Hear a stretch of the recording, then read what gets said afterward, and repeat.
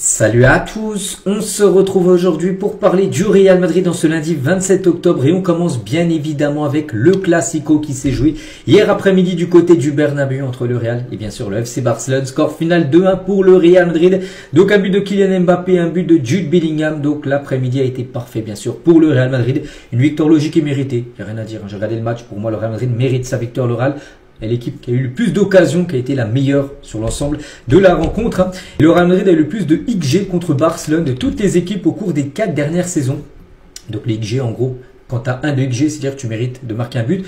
Le Real Madrid a eu plus de 4 de XG et le Barça 1. Donc en gros, c'est-à-dire que le score a pu finir à 4-1. Le score est de 2-1, c'est vrai, c'est-à-dire que le Real Madrid aurait pu être encore plus efficace, il aurait pu bien sûr gagner un peu plus. N'oubliez pas qu'Mbappé par exemple a eu un penalty stoppé par le gardien du FC Barcelone, sinon le score bien sûr aurait pu être beaucoup plus lourd. Et du coup, les résultats des classiques, donc on peut dire que le Real Madrid prend 2 classiques d'avance, enfin 2 classicos bien sûr. Le Real Madrid 106e classico remporté, le Barça 104. On a un petit écart de 2 classicos entre les deux. Il y a un écart de 5 points entre maintenant le leader, le Real Madrid, qui est leader. De toute façon, on savait que ce week-end c'était quitte ou double. Donc quitte, c'était bien sûr qu'en cas de défaite, le Barça repassait devant le Real Madrid. Mais en cas de victoire du Real Madrid, et ce qui a été le cas, c'est que le Real Madrid prend le large sur le FC Barcelone, 5 points d'avance sur le Barça. Donc voici le classement, apprenez seulement oui à la 10e journée. Voilà, donc 10e journée.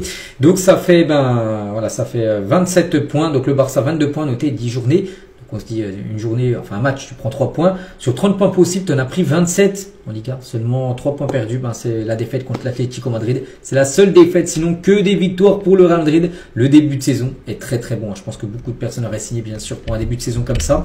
Et c'est vrai qu'après avoir perdu contre l'Atlético Madrid, souvenez-vous cette grosse défaite qui a laissé des traces, mais peut-être cette défaite a servi pour le Classico hier. Et le Real Madrid est revenu pour gagner 5 matchs d'affilée, marquant 12 buts, n'en concédant que 2 et gardant sa cage 3 fois en clean sheet. Peut-être ça a été une défaite, comme je dis, à l'Atlético, mais ça a été une réaction. 5-0, 3, 1-0, 1-0. Et là, hier, 2-1 contre le FC Barcelone. Voilà, donc tout va bien actuellement du côté, bien sûr, du Real Madrid. Et le Real Madrid de Xabi Alonso, jusqu'à présent, 13 matchs, 12 victoires, une défaite. L'Atlético, comme je dis, 30 buts marqués pour 11 petits buts encaissés. En tête de la Liga. Et 3 sur 3 en victoire de Ligue des Champions. Voilà, donc comme j'ai dit, je pense que des stats comme ça, il y a 2 mois, tout le monde aurait signé pour un début comme ça, bien sûr, de Xabi Alonso. Tiens, en parlant du coach, qu'est-ce qu'il a pensé, bien sûr, de ce Classico? La victoire d'aujourd'hui est importante pour notre morale, pour nous faire grandir. Profitons un peu de la victoire d'aujourd'hui, mais il y a encore beaucoup de travail à faire, bien évidemment, parce que là, t'as rien gagné, comme j'ai dit, le Real a 5 points d'avance sur le Barça, mais la Liga n'est pas du tout finie, on est seulement la 10e journée, il reste encore 28 matchs de Liga. Donc tout peut bien sûr encore beaucoup bouger, mais voilà, vaut mieux avoir, comme j'ai dit, 5 points d'avance que 5 points de retard, ou de 10 matchs bien sûr, de Liga, il le sait, Xabi Alonso. Et il a dit également, nous aurions pu marquer plus, c'est vrai, que le Real a eu des occasions, le penalty, une frappe bien sûr de Mbappé en début de match qui a été signalé hors jeu, mais bon, ça se joue vraiment à rien bien sûr. Donc voilà, le plus important c'est la victoire et la victoire est là. On continue en parlant de Kylian Mbappé, c'est lui le MOTM, le meilleur joueur du match. La 9e fois cette saison, c'est lui qui remporte un prix d'homme du match. 9 fois, voilà, il est homme du match en 13 matchs. C'est exceptionnel les gars, 13 matchs, 9 fois, c'est lui le meilleur joueur de la partie. Et en 13 matchs, c'est 16 buts et 2 passes D pour Kylian Mbappé, c'est exceptionnel. Donc là, du côté du Real bien sûr.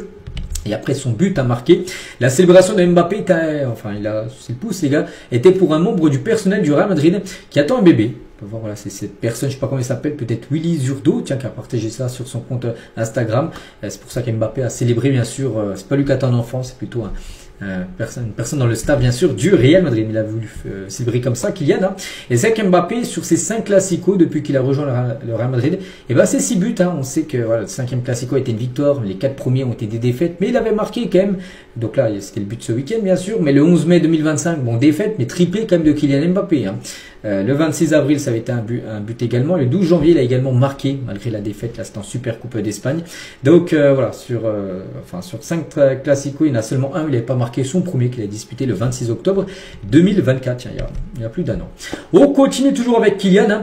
Donc, voilà, le Français inscrit son 19e but cette saison, toute compétition confondue. Donc, on parlait de 16, bien sûr, au Real. Mais si on rajoute les 3 qu'il a marqué avec l'équipe de France, si on rajoute aussi son équipe nationale, c'est 19 buts. Il y a seulement 2 matchs où il n'a pas marqué contre Mallorca et contre la Juve, il y a quelques jours. Sinon, à chaque fois il a marqué ou fait une passe des Kylian Mbappé. Toujours avec lui à 26 ans, bientôt 27 ans, début décembre, il fêtera ses 27 ans Kylian. Donc Donc Mbappé égale Thierry Henry au nombre de buts marqués dans les 5 grands championnats parmi les joueurs français. Donc Mbappé déjà sur Henry, mais Mbappé a seulement 26 ans pour ce qu'il va encore jouer. Je pense une dizaine d'années au football, donc il va en remarquer des buts. Et regardez, Benzema, c'est lui qui a le record, 281 buts dans les 5 gros championnats européens. Donc beaucoup du côté du Real et aussi du côté de Lyon, son ancien club. Je pense qu'Mbappé va dépasser bien sûr tout le monde très prochainement. Et toujours avec Kylian Mbappé, pour finir avec lui, on voit bien sûr du Cristiano Ronaldo en lui bien sûr, parce que c'est la relève de CR7, on le sait, Kylian. Et toujours avec lui pour finir, donc le Classico est à nous, grande énergie de l'équipe à la Madrid. Voilà ce qu'il a pu partager sur son compte Instagram par rapport bien sûr à cette victoire. Donc félicitations à lui, un buteur encore lors d'un Classico bien sûr, Mbappé.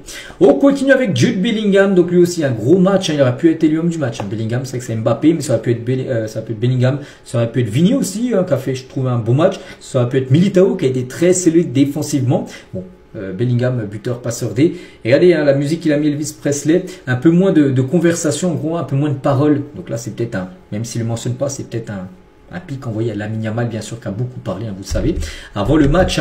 Et il joue une ligne haute, et nous avons Kylian Mbappé, c'est beaucoup plus facile. Voilà ce qu'il a pu dire Jude Bellingham. Et cette victoire est aussi pour les supporters, le staff, les joueurs, tout le monde. L'année dernière, nous avons mal joué dans les grands matchs. Et là, cette année, tu commences bien. Premier Classico, victoire pour le Real Madrid. Et Jude Bellingham est le joueur du Real Madrid le plus jeune du 21e siècle à avoir marqué et délivré une passe D dans le même match, dans un même Classico. Donc à 22 ans, 119 jours. Donc félicitations à Jude Bellingham. Et parler, c'est facile à la Madrid toujours. Voilà ce qu'il a pu mettre sur son compte Instagram, bien sûr. Jude. On va parler de Vini Junior. Vini Junior, déjà par rapport à sa sortie, qu'on a vu sortir, les gars, il était furieux, très énervé envers Xabi Alonso parce que lui voulait jouer tout le match. Il est sorti à la 70e. Il a pu jouer encore 20 minutes, bien sûr. Donc, il était totalement furieux, bien sûr. Allez, ce qu'il lui a dit au moment de sortir, il a dit, moi, coach, du coup, tu me feras remplacer moi. C'est toujours moi, je vais quitter l'équipe.